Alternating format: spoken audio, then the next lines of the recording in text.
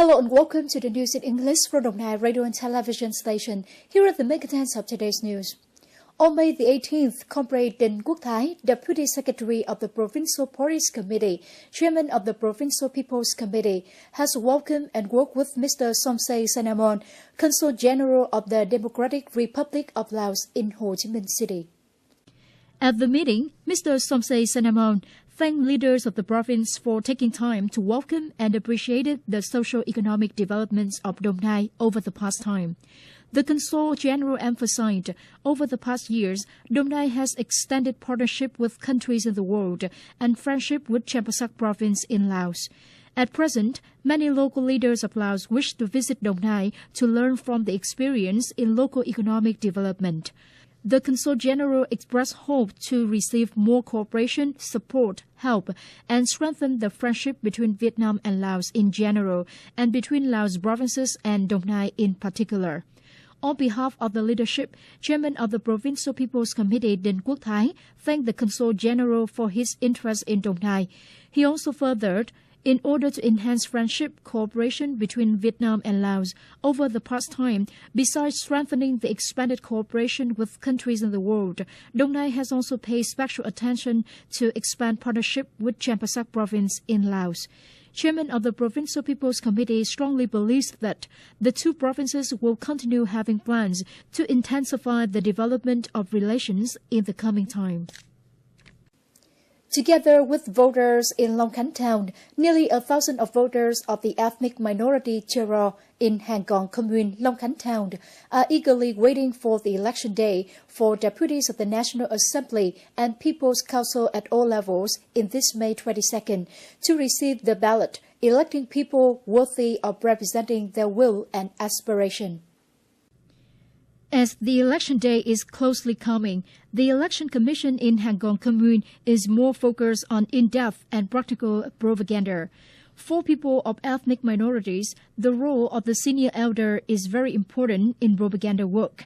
As a result, the Commune's Election Commission has asked for the senior elder's support to inform villagers of the date and time, as well as election instructions of this important political event, and encouraged them to perform their citizen rights on the election day. Nguyễn Văn Long, a senior elder in Hang Gong Commune, Long Khánh Town, said that, "I have informed my villagers that Sunday, May the 22nd, is the election day, so everyone should remember to appropriately vote for those who are qualified enough, as they will have our village have a better future." Both Chero people and Long Khánh Town are expecting socio-economic developments, especially in building new rural areas according to advanced criteria, and striving to turn Long Khánh a new city in the near future.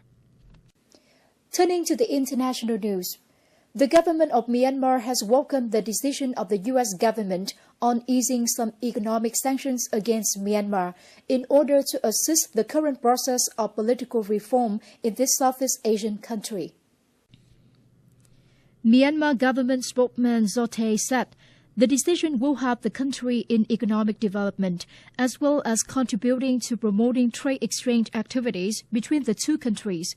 According to the decision announced by the White House on May the 17th, U.S. companies are entitled to increase the capital without having to declare to the U.S. government. At the same time, 3 state banks of Myanmar that used to be in the blacklist are now allowed to perform transactions with U.S. commercial banks. Explaining the decision to loosen the embargo, the U.S. said, "The government of Myanmar has achieved some significant progress. After the announcement of the U.S. sanction eased, a series of prestigious corporations such as General Electric, Western Union, Gap Incorporation, and Coca-Cola have planned. Foreign ministers of the NATO member states will meet today and tomorrow in Brussels, Belgium, to discuss how to deal more effectively with security challenges outside of Europe. During this meeting, foreign ministers of the NATO member countries will focus on how the NATO interacts with countries suffering crisis in southern and southeastern Europe.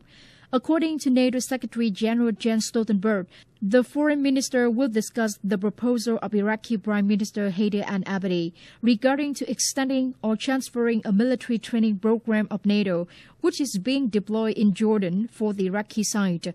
NATO will consider strengthening its support for the coalition against the Islamic State organization IS in Iraq and Syria by the system of air control and early warnings.